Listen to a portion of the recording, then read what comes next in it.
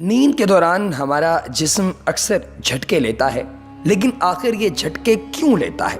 یہ ایک ایسی عجیب و غریب قسم کی کہانیوں سے منسلک داستان ہے جس کو آپ لوگ بچپن سے سنتے آئے ہیں، لیکن آج کی اس ویڈیو میں اسلام ایڈوائزر آپ کو بتائے گا کہ واقعتاً رات کو جو آپ کا جسم نیند کے جھٹکے لیتا ہے اس کی بنیادی وجہ کیا ہے اور وہ کس طریقے سے ختم کی جا سکتی ہے، اور اس کے ساتھ ہی ساتھ رات کو بار بار جن لوگوں کو پیشاب آتا ہے وہ کس طریقے سے اس مسئلے سے چھٹکارا حاصل کر سکتے ہیں، اور ساتھ ہی ساتھ یہ بھی آپ کو میں آج کی اس ویڈیو میں بتاؤں گا کہ اچھی اور زبردست خوبصورت کام کول نیند حاصل کرنے کا کیا آسان طریقہ ہے۔ دوستو یہ ساری باتیں آج آپ دوست احباب کے ساتھ شیئر کی جائیں گی۔ اگر آپ نے ابھی تک ہمارے چینل اسلام ایڈوائزر کو سبسکرائب نہیں کیا تو چینل کو سبسکرائب کیجئے اور بیل آئیکن پر کلک کیجئے تاکہ آپ کو آنے والی انفارمیٹیو ویڈیوز کی اپڈیٹ سے آگاہ کیا جا سکے۔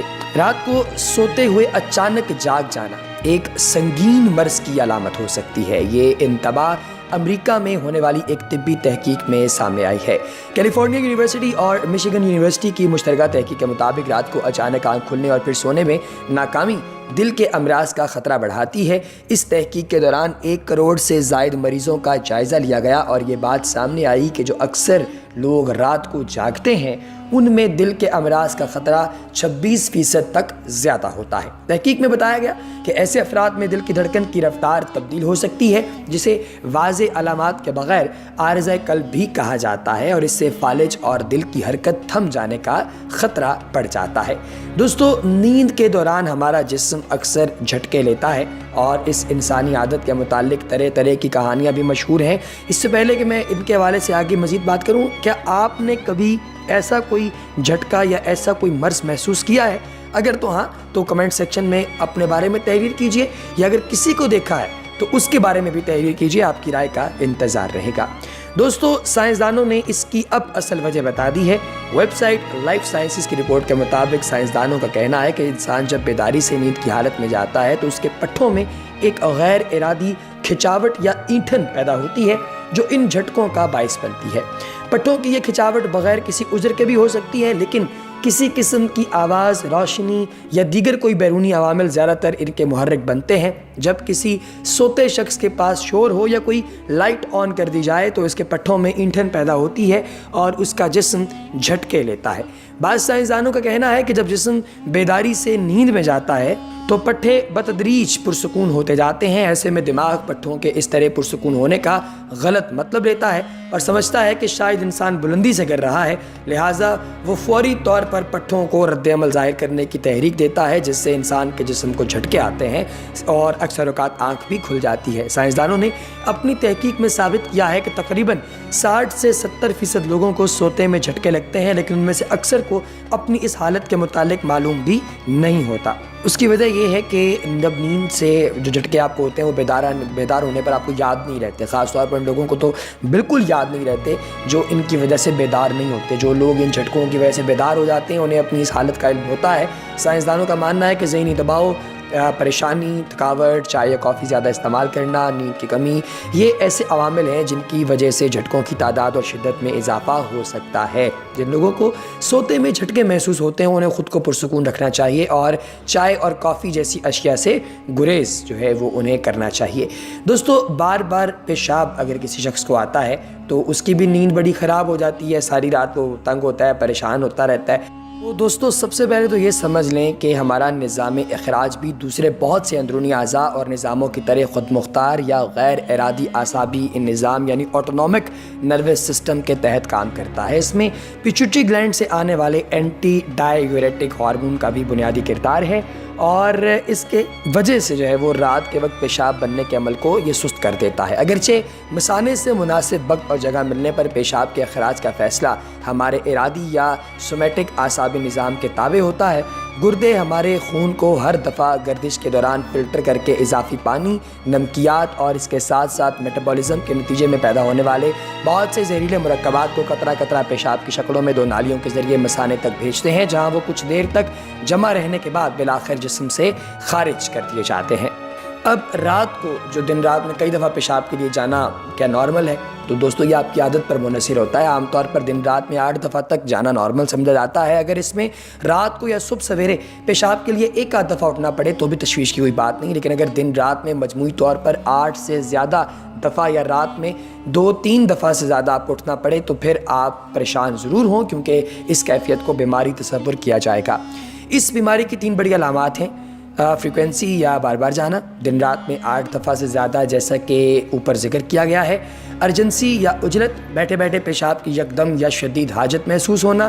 ارج انکونٹیننس یا پیشاب خطا ہونا. واش روم تک پہنچتے پہنچتے پیشاب کنٹرول نہ کر سکنا. ان علامات کا مجموعی نام اوور ایکٹیو بلیڈر یا OAB ہے, مگر پہلے اس کا دوسری بیماریوں سے فرق سمجھنا ضروری ہے. ہمارے مثانے کی پیشاب ذخیرہ کرنے کی صلاحیت 500 سے لے کر 600 ملی لیٹر تک ہوتی ہے.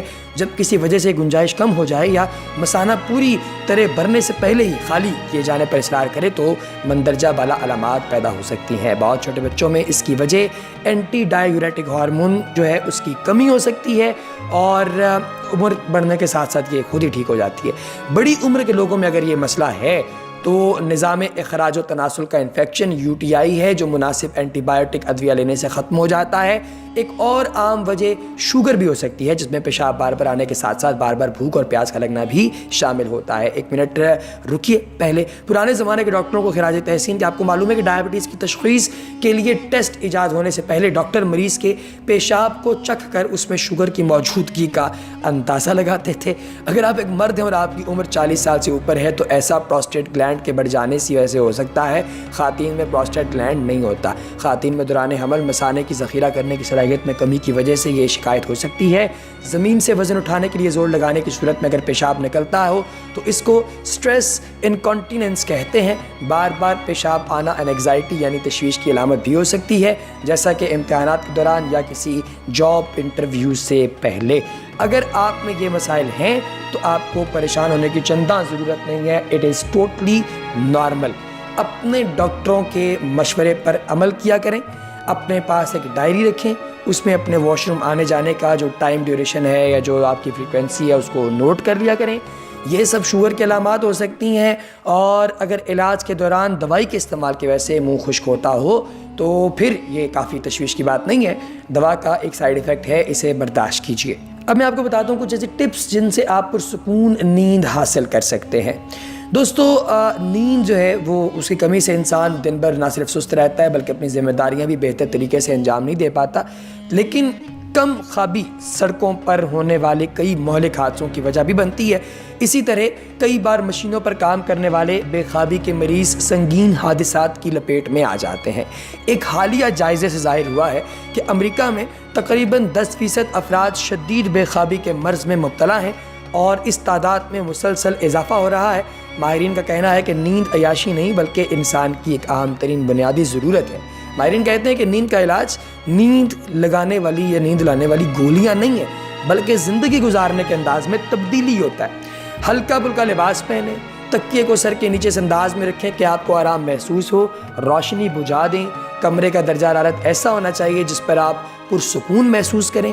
بستر پر 15 منٹ تک لیٹے رہنے کے بعد بھی اگر آپ کو نیند محسوس نہیں ہوتی تو آنکھیں تیزی سے بند کریں کھولیں, تیزی سے بند کریں کھولیں. اس سے آپ کی آنکھوں کی آئی لیڈز جو ہیں وہ تھک جائیں گی اور آپ کو نیند آ جائے گی. سوتے وقت سگریٹ یا تمباکو کی مصنوعات سے دور رہیں. کم از کم 4 گھنٹے پہلے تک کافی یا چائے نہ پئیں سونے سے پہلے. پرسکون نیند کے لیے دن کے وقت کلولہ نہ کریں. ماہرین کا کہنا ہے کہ اگر آپ بے خوابی کی وجہ جو ہے سوتے میں سانس لینے میں دشواری وغیرہ پیش کر رہے ہیں تو ڈاکٹر سے رابطہ کریں, کیونکہ سوتے میں آنکھ کھلنے کی وجہ پوری مقدار میں آکسیجن کا نہ ملنا ہوتا ہے, جس کی وجہ سے خدا نخواستہ دل کی بیماریاں وغیرہ بھی ہو سکتی ہیں اور بے ہوشی بھی طاری ہو سکتی ہے. لہٰذا آپ you will not need this. آپ کو اس کے حوالے سے ڈاکٹر کو مشورہ کر لینا چاہیے. اسی طریقے سے پشین اور مستونگ میں بہت سارے لوگ جو ہیں وہ رات کو سونے سے پہلے قہوہ پی کر سوتے ہیں جس میں لیمو نچوڑا جاتا ہے اور اس کے ساتھ ہی ساتھ لیمن گراس وغیرہ اس کے اندر ڈالا جاتا ہے. اس قہوے سے بھی انسان کافی حد تک جو ہے وہ فائدہ اس کو پہنچتا ہے. تو لہٰذا ایسا قہوہ وغیرہ آپ استعمال اگر کرتے ہیں تو اس کو بھی استعمال آپ اس کا کنٹینیو رکھیں. اس کا کوئی نقصان نہیں ہے, کوئی اس سے آپ کو پرابلم نہیں ہوگی انشاءاللہ. تو یہ بھی آپ کی زندگی کو بہتر طریقے سے گزارنے کے لیے ایک اچھا سٹیپ ہوگا جو کہ آپ لوگوں کو اپنانا چاہیے۔ لیکن دوستو آج اسلام ایڈوائزر سے اتنا ہی، انشاءاللہ اور انفارمیٹیو ویڈیوز لے کر آپ احباب کی خدمت میں دوبارہ حاضر ہوں گے۔ تب تک کے لیے ہمیں دیجیے اجازت، اپنا اور اپنے ارد گرد کے تمام لوگوں کا بہت بہت خیال رکھا کیجیے۔ وما علینا الا البلاغ المبین۔